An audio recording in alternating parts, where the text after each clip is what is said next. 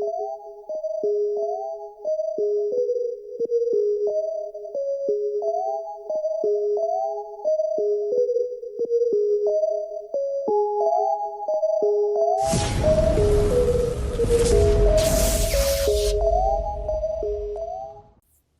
guys, Tenfold Tactical coming right to you, ready to talk about my first year in competitive shooting. Wow, it's been an amazing one, an exciting one, and I've enjoyed every moment of it. Let's look back on a couple of the matches that I shot. They suck. They're still going to suck for a while. That's one of the things I've learned with competitive shooting. A bunch of fallacies about how good you actually are with your pistol are totally crazy. When I first bought a gun years ago, decades ago, um, I thought I was good automatically. I put some cans out and would hit them in my backyard, and I thought I was good. That is not how it goes. Um, Most people, I guarantee you, people who conceal carry are not capable of shooting their weapon accurately under pressure and under distress. Um, if you're into guns, if you're into shooting, please get into competitive shooting. You will have the time of your life. I promise you. I promise you. Best money I've spent this year, I guarantee it. I found out that a lot of people, including myself, are not as good a shooter as we think. Competitive shooting has put my shooting level to the next level. And what do I mean by that? Back in July, I took a Viking tactical class, where a Viking tactical steel competition class, and I was shooting steel. First time I ever done a Texas Star. If you don't know what that is, I'll probably put this here. Remind me in the editing. But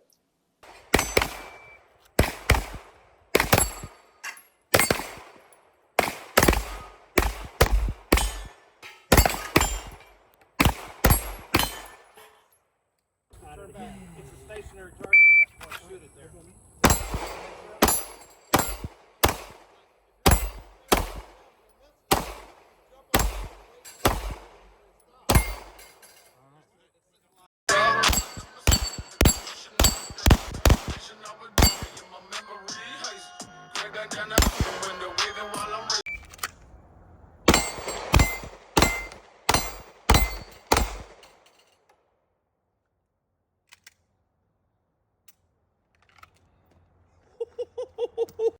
did a Texas Star drill. First time I ever did the drill. The only thing I did between the time I did the first time and the second time, I shot a Texas Star 6 months later, recently this month, and did not practice on steel at all. The only thing I did was dry fire and competition shooting. And I'll show the videos of how the difference was. And that, I feel like that is immense. I remember at the beginning of 2025 in January, I was asking some guys at one of the competition matches, if you had limited money, how would you train to get better at shooting? They said dry fire and competition shooting. And I said at the time, I mean, I don't understand how that could happen, because because what I've learned from fighting, if you just spar all the time, you're going to develop bad habits, and it's not going to really carry over to your actual basics and fundamentals and making you better as a better fighter. You might get better at fighting, but you're not going to get better at your fundamentals, your tactics, any of these things. And so I was interested. I was like, all right, well, I'm going to take their advice. And literally all I did all year, I'm lying. I went to the gun range to zero my red dot, I want to say 3 times this year. I took 3 classes this year from Viking Tactical, and I went to the gun range 3 times this year. Other than that, all I did was dry fire and competition shooting, and I feel like my skill has doubled, quadrupled in this year of just doing the competition shooting. It is amazing what it can do for your shooting skill. So moving forward, like I said, all I did this year was go to the range a few times, take a couple of classes, but mostly I concentrated on dry firing and competitive shooting. From August to December of 2025, I signed up for a match a week as a competitive shooter and dry fired in between. I would dry fire, I would say realistically 2 times a week. That's about my average. Some weeks I dry fire 0, sometimes I dry fire 3 times. And honestly, only about 10 to 15 minutes. And it's weird because in the competitions, I really didn't feel myself getting any better. Like when you go on the matches and the scores and stuff, it kind of all looks relatively the same. You can't tell the difference. I'm always at almost dead last or second from last. So it doesn't feel like I was able to get better in any way. But like I showed y'all in the earlier in the video, my Texas Star got better. Almost cut it in half with the time.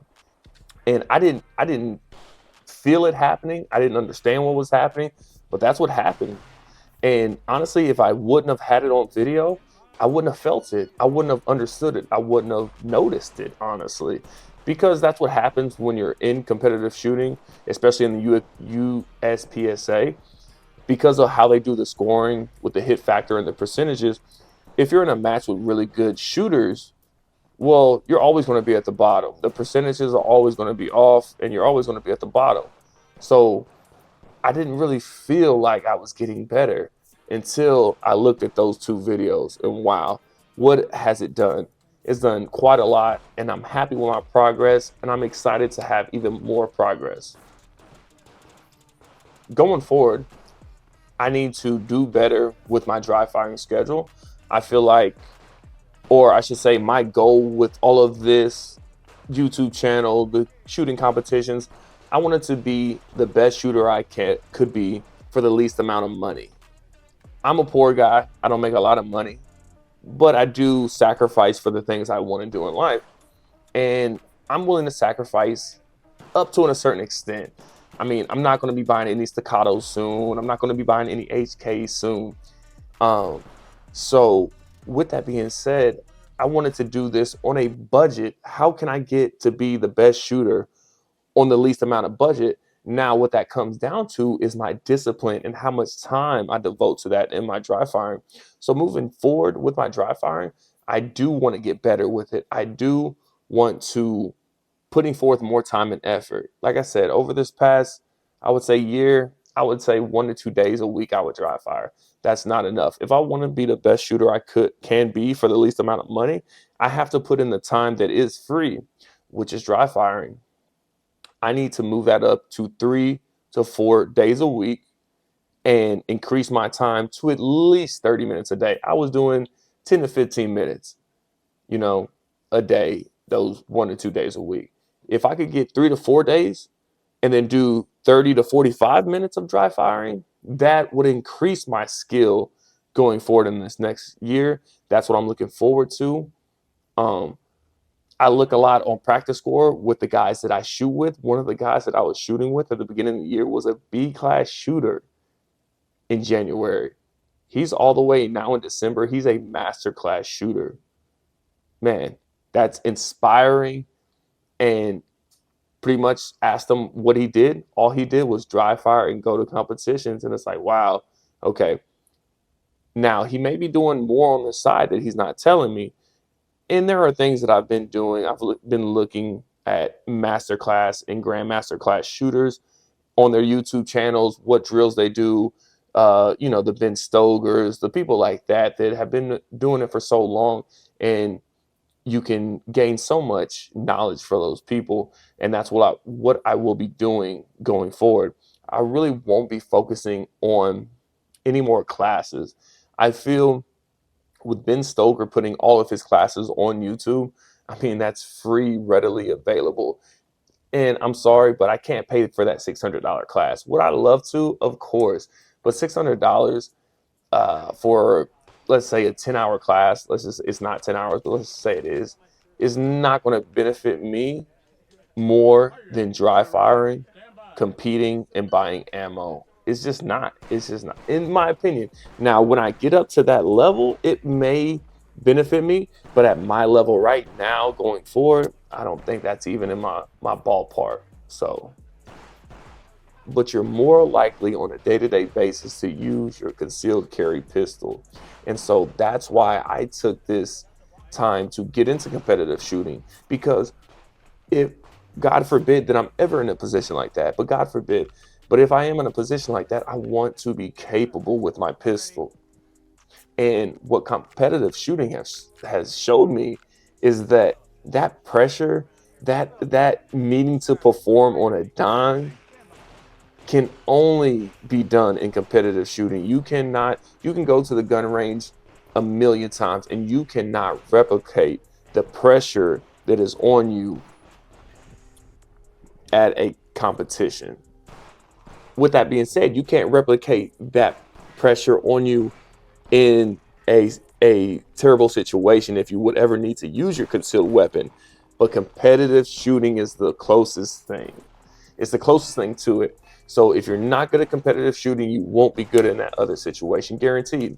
Guaranteed. And so that was my main reason for getting into competitive shooting, because when the time comes for me to use my concealed weapon, God forbid that ever happens, but if the time comes, I want to be capable.